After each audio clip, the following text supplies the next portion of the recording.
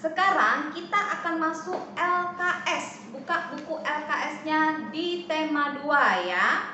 Kalau tadi kita belajar tema 2 dari buku tematiknya ya. Sekarang kita akan buka buku LKS-nya. Buka halaman 4, sumber energi. Seperti pelajaran di tematik itu sama, ada keterangan tentang energi, pengertian energi. Ingat, garis bawahi sendiri mana yang penting di bukunya ya. Miss akan ulang-ulang, tapi Miss tidak akan kasih tahu mana yang pentingnya ya. Tinggal anak-anak baca, garis bawahi. Contohnya pengertian energi, itu kan penting. Nah, tolong digaris bawahi sendiri ya. Nah, kita akan lihat di halaman 4. Ini kita belajar tentang energi. Energi adalah kemampuan untuk melakukan kerja atau usaha. Nah, setiap orang kalau mau bekerja, kalau mau bergerak itu pasti punya energi. Energi itu kita dapatkan dari mana? Kalau untuk kita secara pribadi ya, dari makanan yang kita konsumsi setiap hari. Makanya kalau anak-anak mau pagi-pagi itu bangun harus sarapan dulu ya. Itu gunanya untuk apa? Salah satu gunanya adalah supaya kita mempunyai energi untuk bekerja.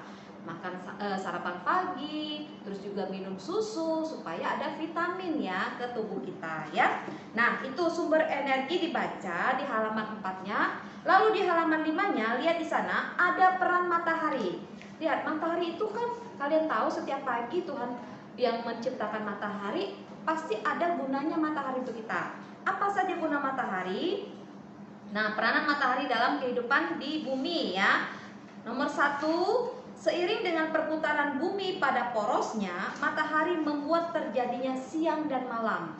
Ada siang, ada malam. Matahari terbit pada waktu apa? Pagi hari, itu menandakan hari sudah pagi, ada siang ya. Nah, terus pada saat matahari terbenam itu menandakan akan datang malam. Nah, malam hari. Nah, itu artinya ada perputaran matahari ya.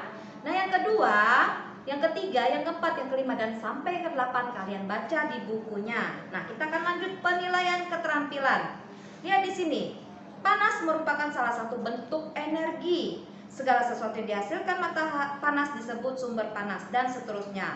Lalu tugas kalian adalah, dapatkah kamu menyebutkan sumber-sumber energi yang lain?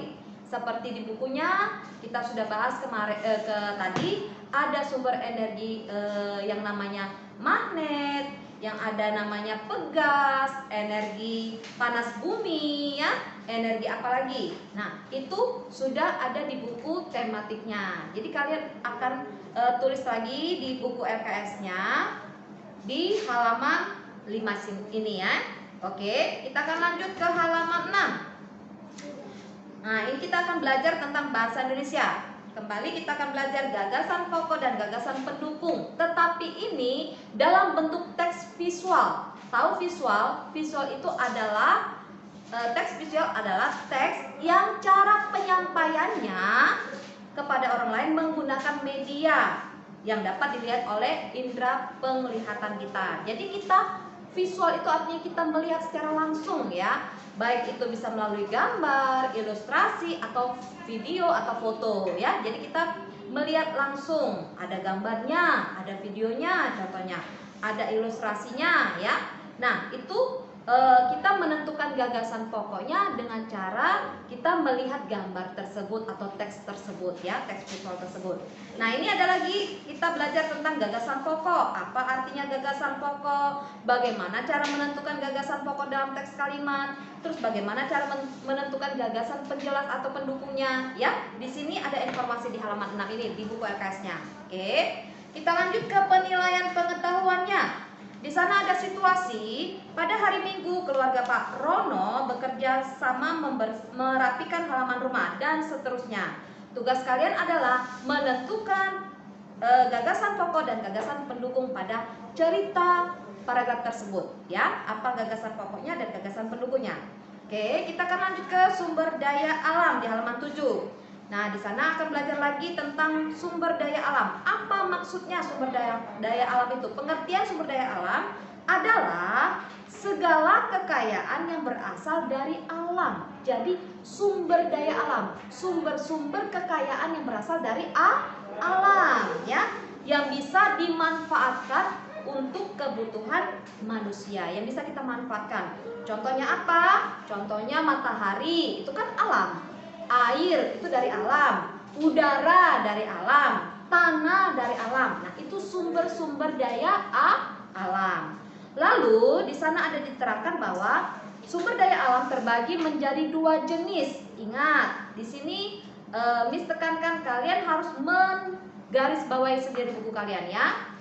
Ada 2 jenis sumber daya alam, yaitu sumber daya alam non hayati dan non hayati. Perbedaannya apa hayati dan non hayati? Kalau dia sumber daya alam hayati, itu adalah sumber daya alam yang berasal dari makhluk hidup ya. Jadi makhluk hidup, makhluk yang bereproduksi, yang bernyawa ya. Contohnya apa? Hewan, tumbuhan, mikroba ya, itu makhluk hidup. Termasuk jenis sumber daya alam hayati ya. Nah, yang kedua, jenisnya adalah sumber daya alam non hayati. Artinya apa? Kebalikan dari hayati, yang bukan berasal dari makhluk hidup. Contohnya apa? Contohnya udara. Hidup nggak dia udara? Makhluk hidup nggak? Bukan. Matahari bukan makhluk hidup ya. Tanah, batu ya, itu adalah contoh-contoh sumber daya alam non hayati. Oke, lanjut di bukunya, penjelasan Miss halaman 7 lagi. Nah, itu tadi berdasarkan jenisnya ya, sumber daya alam berdasarkan jenisnya. Sekarang kita akan bahas sumber daya alam berdasarkan sifatnya. Oke, sifatnya terbagi menjadi 2. Ada sumber daya alam terbarukan dan sumber daya alam tak terbarukan. Perbedaannya apa?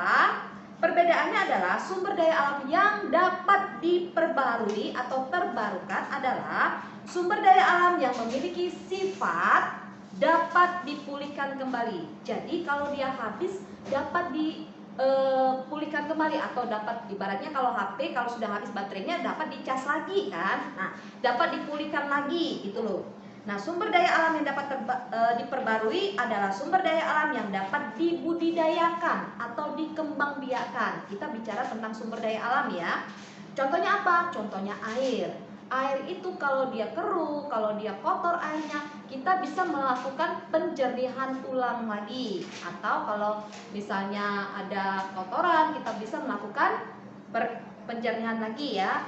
Hewan itu adalah salah satu sumber daya alam yang dapat diperbarui. Karena apa? Karena hewan itu punya perkembangbiakan ya. Kalau hewannya itu bisa bertelur atau beranak, bereproduksi ya, artinya ya, berkembang biak.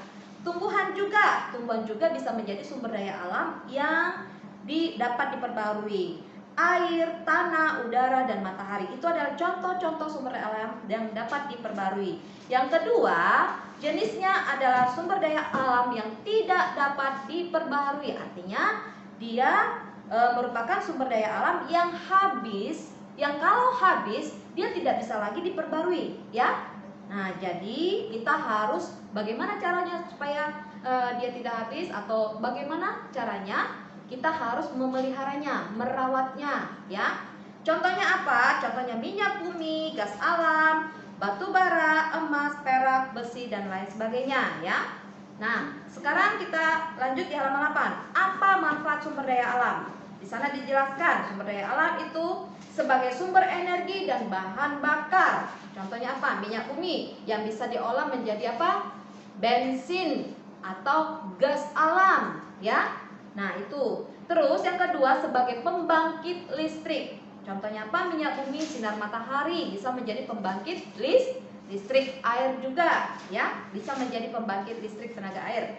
Oke, itu kalian lihat, kalian baca bukunya di sumber daya alam, manfaatnya di halaman 8. Nah, sekarang kita akan lanjut ke penilaian sikap. Tugas kalian untuk IPS ya, perhatikan gambar di bawah ini. Di sana ada gambar sawah, gambar sungai, gambar peternakan ayam, gambar batu bara, kilang minyak, dan emas. Tugas kalian adalah kalian mengelompokkan manakah yang termasuk sumber daya alam yang dapat diperbarui dan mana yang merupakan sumber daya alam yang tidak dapat diperbarui dari keenam gambar yang ada pada halaman 8 dan 9. Oke ya. Baca ulang lagi penjelasannya di halaman 7. Mana contoh-contoh yang dapat diperbarui dan contoh-contoh yang tidak dapat diperbaruinya ya. Itu tugas kalian. Lanjut ke halaman 10. Di halaman 10, tugas kalian adalah penilaian sikap.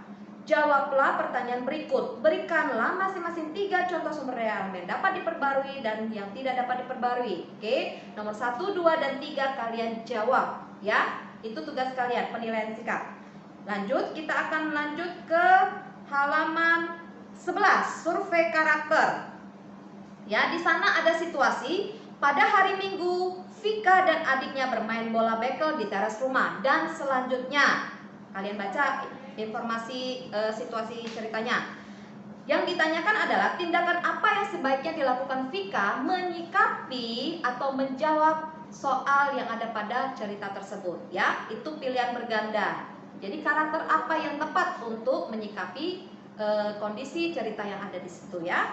Oke, itu saja penjelasan Miss untuk menambahi LKS kita ya. Nah, sekarang kita akan berdoa. Tutup matanya, lipat tangan, kita berdoa. Terima kasih Tuhan Yesus atas kasih Tuhan di dalam hidup kami. Kami sudah selesai belajar bersama guru kami saat ini, dan sebentar lagi kami akan mengerjakan tugas yang diberikan oleh beliau. Ajari kami Tuhan supaya tugas ini dapat kami kerjakan dengan baik. Terpujilah nama-Mu Bapa, dalam nama Tuhan Yesus kami berserah dan mengucap syukur. Terima kasih, haleluya, amin. Selamat siang anak-anak.